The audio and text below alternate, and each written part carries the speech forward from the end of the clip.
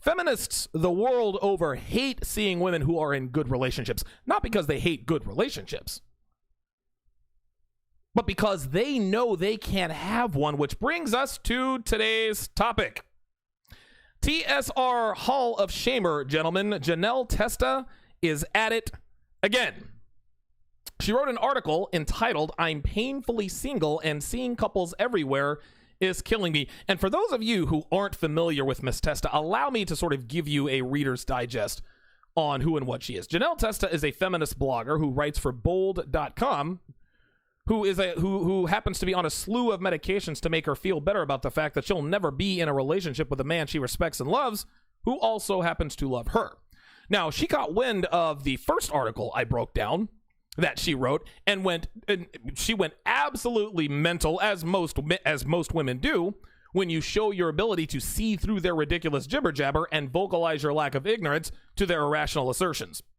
So let's break this bad boy down and see what kind of nonsense Janelle is talking about this time. She says, quote, "Is it just me, or are there..." Jesus fucking Christ. 2 sentences in and we've already got a typo. Bold.com clearly doesn't value punctuation because, God forbid, people actually take these chicks seriously, right? Anyway, let me not be a Graminarty. Anyway, is it just me, or are there couples everywhere you turn every time you walk out of the house? I feel like I can't escape them. They're everywhere. Seeing people who are seemingly happy together brings up a whole lot of feelings within me. I'm super emotional, she says, and seeing them drives me crazy. No, Miss Testa, that's not you. It's every woman over the age of 30 who are covered in tattoos, have magenta hair and bull rings, who've sport fucked their way through their 20s, and wonder why dudes only take you for a ride when you're the last girl at the bar if he has his beer goggles on. Banana gobblers used to be a rarity, guys. They really did. Now, these days in 2019, they're a dime a dozen. The problem is that these girls think that they're somehow special or unique because they have an unconventional tattoo or have rainbow-colored armpit hair. And just like B. Scott gets mad every time he sees me post a picture of doing things he wishes he could do, it drives Janelle crazy when she sees women living the life she wants but can't have. So let's go ahead and get started here. Number 1, they remind me how single I am. She continues, "When I see 2 lovebirds all nuzzled up on each other in public, it is just a giant reminder for me that I don't have a person. I feel like there's a blinking sign over my head that reads, 'alone.' Even if others don't see it, it's loud and bright enough to ruin how I'm feeling. I then ruminate on the fact that I've been single for a long time." What most men don't realize, guys, is that women, as I reach for some water here, is that women characterize and emote being single the same way they characterize and emote their ages, how old they are. A 22-year-old girl will gleefully tell you she's 22, and she'll do so with $1 million smile and a twinkle in her eye. She acts the same way when she tells you she's single. A 29-year-old will tell you she's 29, but not with quite as much zest or enthusiasm. Now, don't get me wrong, she still does have a little bit of pride because she is, after all, still in her 20s. And when she tells you she's single, her tone is still hopeful and maybe somewhat optimistic. But when a 35-year-old woman, a 35-year-old post-wall woman tells you her age, she may as well have told you that her cat died, because at that point, she knows it's over. She'll act the same way when she tells you she's single. Miss Testa, obsessing over the fact that she's single because she is obsessing over the fact that she's single because it's not so much fun anymore. You see, ladies, being single is great when you're 23 because you guys have the luxury of time and options, but both of those commodities dissipate in a hurry.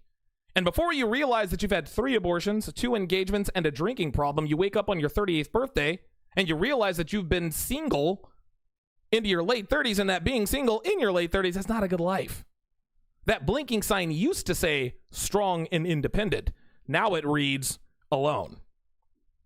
Number 2, I'm self-pitying about being on my own. If it isn't clear already, she says, I don't like being by myself. Rather than letting it be what it is, not a big deal and totally natural, she puts in parenthesis, I turn it into a way to beat myself up. I become a self-pity machine, thinking that there has to be something hugely wrong with me. I expend all this energy on getting down on myself rather than spending it building myself up. Like most women, guys, Janelle is lying to herself and everyone else when she says that being by herself is not a big deal and totally natural. This is one of the many reasons why women suffer in silence, guys. They can't admit to the world that they need a man. The reason she's beating herself up is because her female hard drive is telling her that it is a big deal and that being alone is not totally natural. Men, on the other hand, have a completely different hard drive. We want women, sure, but we certainly don't need them.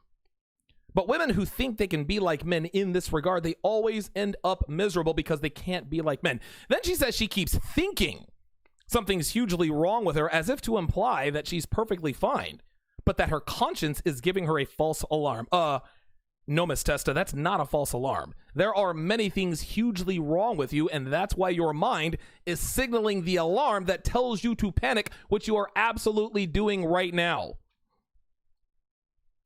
Number 4, and yes, I'm skipping number 3 again because Bold is getting into the dating coach business and using number 3 in all their articles to pitch the scam, which is essentially charging women to tell them exactly what all of these articles tell them to do for free.